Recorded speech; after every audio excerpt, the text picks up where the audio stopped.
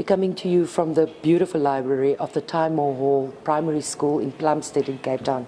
And it's probably one of the most beautiful school libraries I've ever seen. It encourages you to sit down, to read, to learn. And that's what schooling should be. And it's one of the public schools of the Department of Education in the Western Cape. But of course, there's a few challenges that the department faces this year. And let's get right into it with the MEC for Education, David Mania. Good morning, MEC. Thank you for your time. How has it been going thus far? Well, good morning. I'm delighted to join the principals and teachers and learners here at Timor Hall Primary School. It's all systems going in the Western Cape. We have placed 98% of our learners, particularly in our grade 1 and grade 8 entry grades. We've delivered our textbooks, we have delivered our stationery, and it is all systems go. But of course, there are significant admissions pressures here in the Western Cape. We understand there's an influx of, on average, of around 14,000 new pupils from outside the province. How do you deal with that pressure? Are you adding schools? Are you adding classrooms?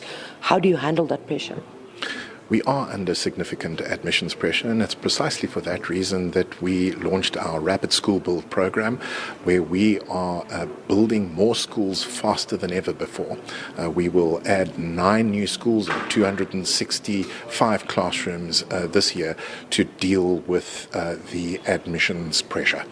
And there was, of course, very late applications that you also have to now deal with. One of our biggest challenges is dealing with extremely late applications that come in after the 1st of January 2025, 9 months after the admissions window closes. And of course, they are a particular challenge because we're unsure where the learners will present, what language requirements, what grade requirements, and any special needs requirements. But we will nevertheless work hard with our districts, with our schools, and with our parents to make sure that each one of those learners is placed here in the Western Cape. Of course, one of the major pressure points is the 2,400 teachers, budget cuts.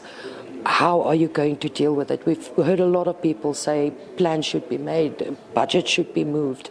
What is the department doing around the issue of teachers losing their jobs? We have been hit hard by budget cuts, and that is making a challenging situation even more challenging to deal with. But I promise to fight for our teachers, and I've delivered on that commitment.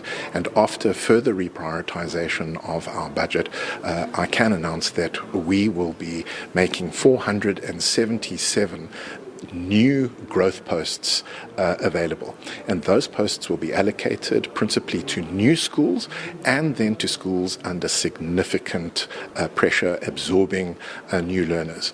And we believe that that will go a long way to providing the schools with the resources that they require for this school year here in the Western Cape. Of course, that announcement of the budget cuts was over the medium term. So are you looking to next year to see how you can further mitigate this issue?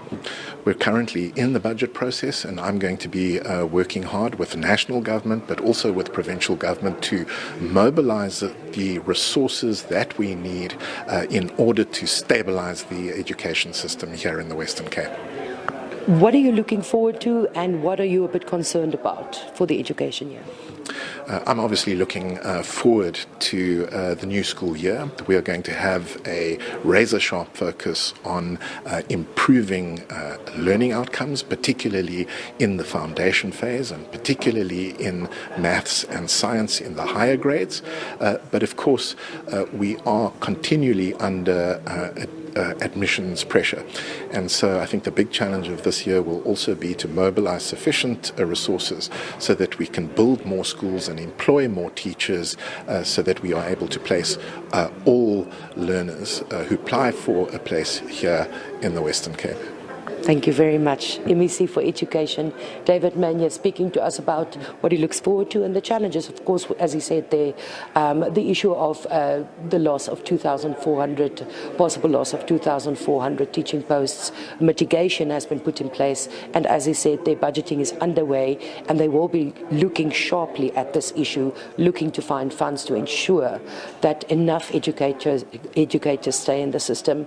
As I've also said, around 14,000 2,000 new learners on average over the last 5 years coming into the Western Cape from across the province and even abroad, travelling to the Western Cape, living here. So it adds extra pressure, and that's one of the big pressure points in the Western Cape, is the influx of new learners every year. The Western Cape is certainly one of those provinces that have that particular issue. Another one is Gauteng, of course, but here it's felt very pertinently, and as you heard the MEC said, building 9 new schools this year, over 260 mobile classrooms, and we did also hear a little bit earlier, they will assess, of course, if there's further need for mobile classrooms, and then address those issues as they arise during the course of the school year.